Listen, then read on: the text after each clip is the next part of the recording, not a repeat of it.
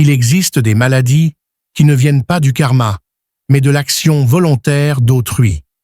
Ce sont les maladies d'envoûtement. Ici, la souffrance ne naît pas d'une dette passée, mais d'une attaque spirituelle dirigée. Dans de nombreuses traditions, on parle de sort, de malédiction, de mauvais œil. Ces forces sont envoyées pour affaiblir, pour bloquer, pour détruire. Une maladie d'envoûtement se reconnaît souvent par ses symptômes étranges. Le corps s'affaiblit soudainement, la fatigue est permanente. Les soins médicaux n'apportent aucun résultat, et parfois même, les analyses montrent que tout est normal. Pourtant, la personne continue de dépérir. On observe aussi des phénomènes autour d'elle. Accidents répétés, perte d'argent inexpliquée, disputes soudaines dans la famille, insomnie ou cauchemars récurrents. L'énergie négative envoyée agit comme un poison subtil.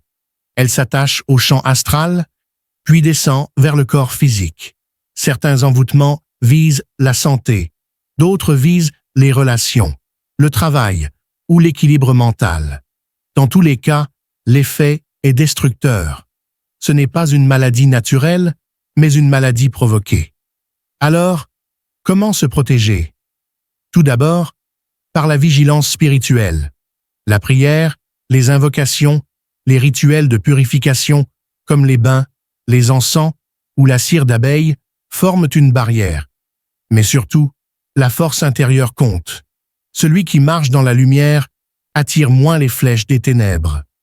Briser un envoûtement, c'est aussi retrouver la foi en sa propre énergie, refuser d'être une victime et reprendre son pouvoir.